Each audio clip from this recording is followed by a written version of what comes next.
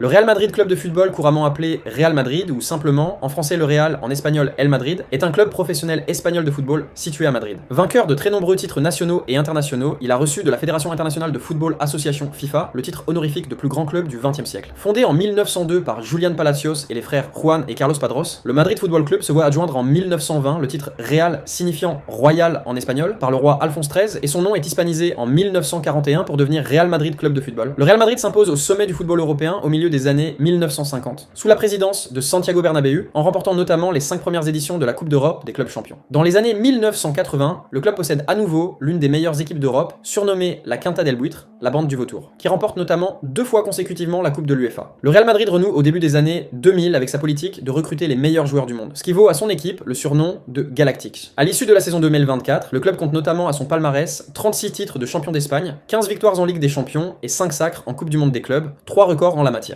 À domicile, le club évolue habituellement tout en blanc, ce qui lui vaut le surnom de Los Blancos, les Blancs. Le club évolue depuis 1947 au stade Santiago Bernabéu, situé dans le centre de Madrid, dont la capacité est de 84 744 places depuis sa dernière rénovation en 2023. Le Real Madrid entretient des rivalités de longue date avec certains clubs, notamment le FC Barcelone. La confrontation entre les deux clubs, surnommée El Clásico, est l'une des plus célèbres de l'histoire du football, et avec l'autre grand club de la capitale espagnole, l'Atlético de Madrid, dans le derby madrilène. Contrairement à la plupart des clubs européens, le Real Madrid est la propriété collective de ses sociétaires, qui le gèrent depuis sa création. Pourtant, le club est celui qui génère le plus de revenus au monde. Histoire. En 1897, un groupe de jeunes de l'institution libre de Enseñanza, issus majoritairement des universités d'Oxford et de Cambridge, fonde le premier club exclusif de football de Madrid, le Société Sky Football. 3 ans plus tard, des divergences dans le club ont donné lieu à une défection d'où le club était né et a adopté le nom de Madrid Football Club en 1901. Ensuite, le Sky Football se rebaptisait New Football Club. Le Madrid Football Club en 1905 à 1906. La création est officialisée le 6 mars 1902-4-5. Lors de la première réunion, Juan Padros est élu président et le club adopte une tenue blanche. La même année, Carlos Padros, frère du président du Madrid FC et lui-même futur président du club, parvient à organiser à l'occasion du couronnement d'Alphonse XIII le premier tournoi national appelé Concours Madrid de Football Association. Devant son succès populaire, le roi accepte de prolonger le principe du tournoi, rebaptisé Copa del Rey, appelé en français Coupe du Roi ou Coupe d'Espagne. Derby madrilène en 1920. Finale de la Coupe du Roi 1924. En 1903, le club fonde avec d'autres la Fédération Madrileña de Football, chargée d'organiser tous les ans un Campeonato de Madrid S en français. Championnat de Madrid, dont le vainqueur est qualifié pour la Copa del Rey. Après le départ de plusieurs de ses joueurs à l'Atlético de Madrid, le Madrid FC absorbe le Moderno Football Club, ES, vainqueur du premier, championnat régional en 1903, ce qui vaut d'être brièvement rebaptisé Madrid Moderno FC. L'équipe connaît une période de grand succès entre 1905 et 1917-1908 en remportant toutes les éditions du championnat de Madrid et de la Coupe du Roi, où elle bat en finale l'Athletic Bilbao ou Club Vizcaya par 3 fois, puis le Vigo Sporting 5. Les dirigeants du club, devenus incontournables, participent logiquement à la création de la première fédération espagnole de football en 1909. Sur le terrain, l'équipe connaît encore le succès en remportant le championnat de Madrid en 1910, 1913, 1916, 1917, 1918 et 1925 et la Coupe du Roi en 1917 face aux Basques de l'Arenas Club.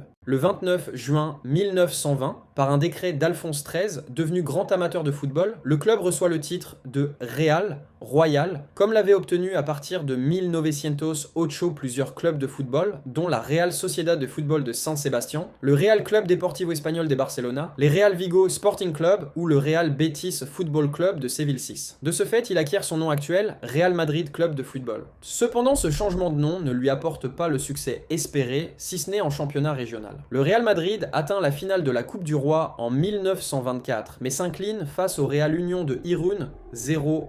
1928 à 1943, premier titre en Liga et guerre civile, principaux titres championnat d'Espagne, 2 Coupes d'Espagne, 2. L'idée d'un championnat national sur le modèle anglais apparaît en 1926. La fédération espagnole donne finalement son agrément le 23 novembre 1928 pour lancer une Primera Division réunissant les 10 meilleures équipes espagnoles, parmi lesquelles l'Athletic Bilbao, le FC Barcelone, respectivement vainqueurs de 9 et 8 Coupes du Roi, l'Atlético de Madrid et le Real Madrid 7. La première édition a lieu au printemps 1929. Les Madrilènes dominent le championnat jusqu'à la dernière journée, où une défaite face à l'Athletic Bilbao offre le titre au FC Barcelone 8. Le 29 juin 1920, par un décret d'Alphonse XIII, devenu grand amateur de football, le club reçoit le titre de Real Royal, comme l'avait obtenu à partir de 1908 plusieurs clubs de football, dont la Real Sociedad de football de San Sebastián, le Real Club Deportivo Español de Barcelona, les Real Vigo Sporting Club ou le Real Betis Football Club de Séville 6. De ce fait, il acquiert son nom actuel, Real Madrid Club de football. Cependant, ce changement de nom ne lui apporte pas le succès espéré, si ce n'est en championnat régional. Le Real Madrid atteint la finale de la Coupe du Roi en 1924, mais s'incline face au Real Union de Irún 0-1. 1928 à 1943, premier titre en Liga et guerre civile, principaux titres championnat d'Espagne, 2 Coupes d'Espagne, 2. L'idée d'un championnat national sur le modèle anglais apparaît en 1926. La fédération espagnole donne finalement son agrément le 23 novembre 1928 pour lancer une Primera Division réunissant les 10 meilleures équipes espagnoles, parmi lesquelles l'Athletic Bilbao, le FC Barcelone, respectivement vainqueurs de 9 et 8 Coupes du Roi, l'Atlético de Madrid et le Real Madrid 7. La première édition a lieu au printemps 1929. Les Madrilènes dominent le championnat jusqu'à la dernière journée, où une défaite face à l'Athletic Bilbao offre le titre au FC Barcelone 8. Des débuts difficiles. Le 15 septembre 1943, Santiago Bernabéu est nommé à l'unanimité président du club. Bernabéu est lié de longue date avec le club madrilène. Il a intégré le club en 1909, a joué en équipe première, dont il est devenu capitaine, jusqu'en 1927, pour un bilan de 689 matchs et plus de 340 buts,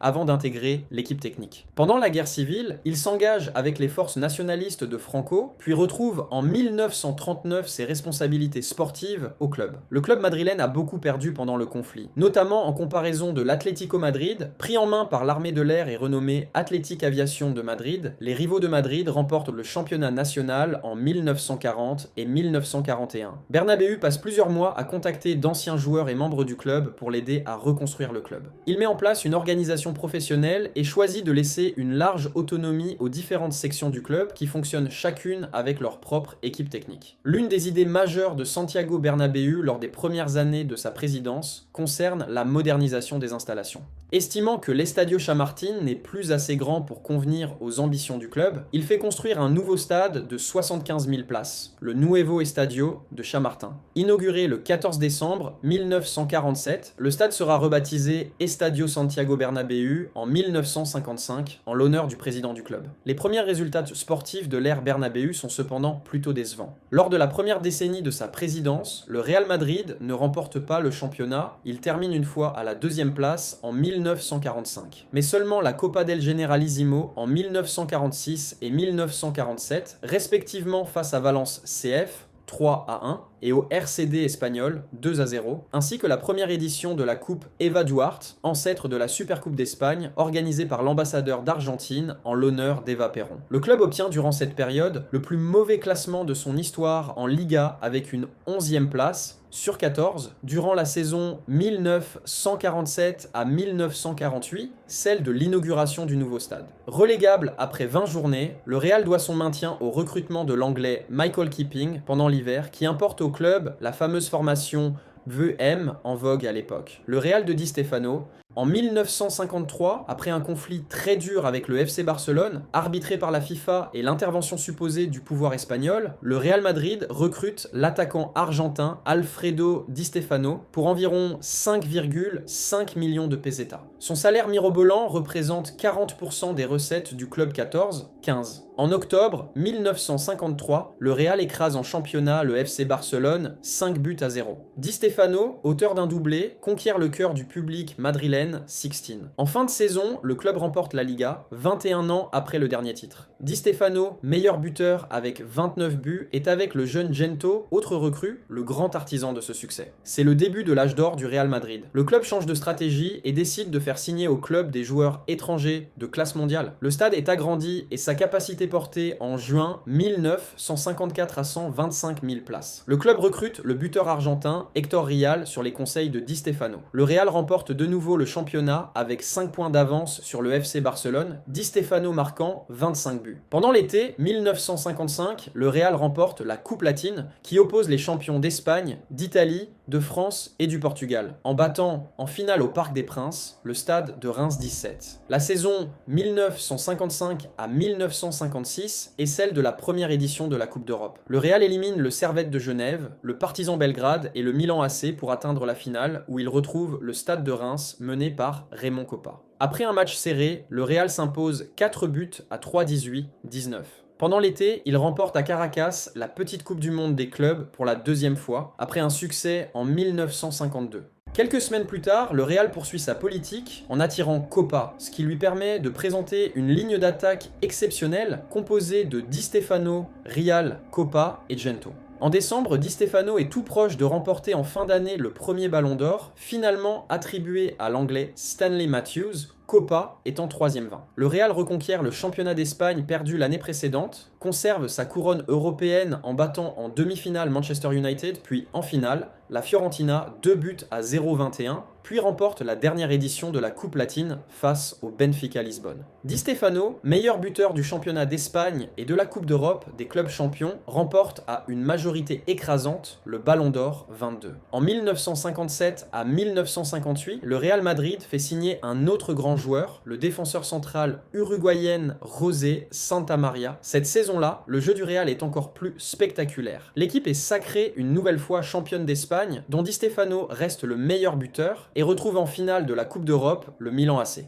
Après un match indécis, le Real s'impose en prolongation, 3 buts à 2-23. Porté par les résultats en équipe de France, Kopa remporte à son tour le Ballon d'Or, dont Di Stefano a été placé hors concours, 24. En 1958, Ferenc Puskás rejoint Gento, Kopa et Di Stefano à la pointe de l'attaque madrilène. Ce quatuor permet au club, opposé pour la deuxième fois en finale au stade de Reims, de remporter une 4e Coupe d'Europe sur le score de 2 buts à 0. Di Stefano, meilleur buteur du championnat d'Espagne dont le Real termine second, remporte une deuxième fois le Ballon d'Or 25. Les échecs du club en championnat coûtent cependant leur place sur le banc à l'Argentin Luis Carniglia, puis au Paraguayen Manuel Fleitas Solich. En avril 1960, l'ancien capitaine Miguel Muñoz, tout frais retraité, prend place sur le banc. L'association de Di Stefano et de Puskás connaît son apogée en finale de la Coupe d'Europe en 1960. Le Real est opposé à l'Eintracht Francfort qui a battu en demi-finale le Glasgow Rangers par 12 buts à 4 sur les deux matchs. Devant les 135 000 spectateurs du Hampden Park, les Madrilènes livrent leur match le plus abouti et s'imposent 7 buts à 3 avec 4 buts de Puskás et 3 de Di Stefano 7. Le 4 septembre 1960, le Real remporte la première édition de la Coupe intercontinentale, un trophée proposé par Bernabéu en écrasant à Madrid Peñarol, vainqueur de la Copa Libertadores, sur le score de 5 buts à 1-4. C'était l'histoire de Real Madrid, une club qui a été gérée pendant plusieurs années. Par une union de fraternité, merci d'avoir regardé. Et toi, tu veux quelle histoire? Dans les commentaires abonnés. Vous pour ne rater aucune autre histoire.